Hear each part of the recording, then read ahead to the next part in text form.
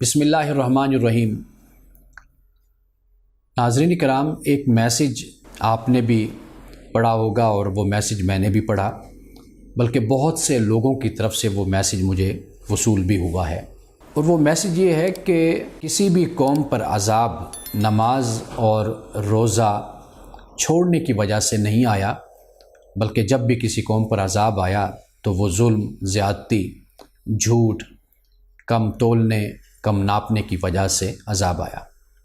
یہ بڑا ایک عجیب سا میسج ہے۔ اس میسج پہ اگر ہم غور کرتے ہیں تو ایسا محسوس ہوتا ہے کہ شاید یہ میسج بنانے والا اور بھیجنے والا یہ پیغام دینا چاہتا ہے کہ نماز، روزہ، اس سے زیادہ اہمیت اس کی ہے کہ مخلوق خدا کا خیال رکھا جائے، اور بعض لوگ یہ بھی گمان کرتے ہیں کہ بس مخلوق خدا کی خدمت کر لی جائے تو یہی کافی ہوتا ہے، یعنی وہ نماز اور روزہ اور زکوٰۃ اور حج، ان عبادات کی اہمیت کو کم کر دیتے ہیں۔ سب سے پہلی بات تو یہ یاد رکھیے کہ گزشتہ اقوام پر عذاب نماز روزے کی وجہ سے کیوں نہیں آیا؟ اس لیے نہیں آیا کہ وہ اہل ایمان نہیں تھے، وہ مشرک تھے، وہ کافر تھے، اور وہ اپنے وقت کے پیغمبر کا انکار کرتے تھے۔ تو جب وہ اپنے پیغمبر کا ہی انکار کرنے والے تھے تو پھر وہ نماز اور روزے کے بھلا کیسے مکلف ہو سکتے تھے؟ تو ان پر عذاب اگر آیا تو وہ اسی وجہ سے ہی آنا تھا، ظلم اور زیادتی کی وجہ سے، فساد فی الارض کی وجہ سے، اور کم تولنے کی وجہ سے۔ تو پہلی بات تو یہ ہے، اور دوسری بات یہ ہے کہ ایسا نہیں ہے کہ قرآن پاک نے اس بات کو بیان نہ کیا ہو۔ وہ لوگ کہ جو نمازوں کو، صلات کو ضائع کرنے والے ہیں اور جو خواہشات کی پیروی کرنے والے ہیں، اللہ تعالیٰ نے ان کے لیے اس بات کو بیان کیا ہے کہ یہ لوگ عنقریب غی میں، گمراہی میں اور بڑے گڑھے میں جا کر یہ لوگ گریں گے۔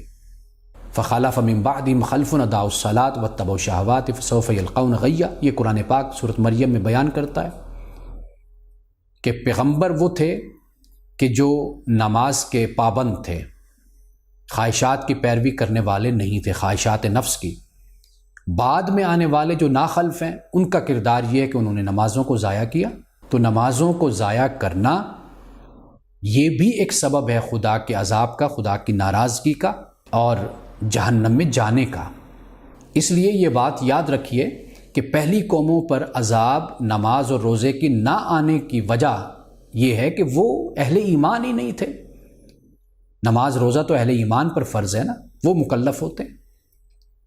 تو باقی جو ان کے اندر برائیاں اور خرابیاں تھیں، انہی کو قرآن پاک نے پھر بیان کیا ہے۔ لیکن پھر ان اہل ایمان کی آنے والی نسلیں اور اولادیں، انہوں نے جب نافرمانی کی اور سرکشی کی، پھر وہ نمازوں کے تارک ہوئے، زکوٰۃ کے تارک ہوئے، پھر ان پر خدا کی طرف سے سزا کا کوڑا ان پر مسلط کیا گیا، پھر انہیں عذاب دیا گیا، وہ زوال پذیر بھی ہوئے، اور پھر وہ پستی اور زوال کی انتہا تک ان کو گرا دیا گیا۔ یہ سب کچھ قرآن پاک بیان کرتا ہے۔ تو اس لیے جو بھی ایک میسج، جو ایک پیغام آپ کو کسی کی طرف سے آتا ہے تو وہ ہرگز اس طریقے سے آگے اس کو پاس مت کیجئے، پہلے اس پر غور کیجئے، سوچئے کیا واقعی یہ قرآن اور اللہ کے دین کے مطابق بھی ہے یا نہیں ہے۔ کہیں ایسا تو نہیں ہے کہ ایک بات کی اہمیت کو تو یہ واضح بیان کر رہا ہے، لیکن اللہ ہی کے دوسرے حکم کو غیر اہم بنا رہا ہے۔ ان میسیجز کو سمجھیے، پڑھیے، اور پھر اس کے بعد دوسروں تک پہنچائیے۔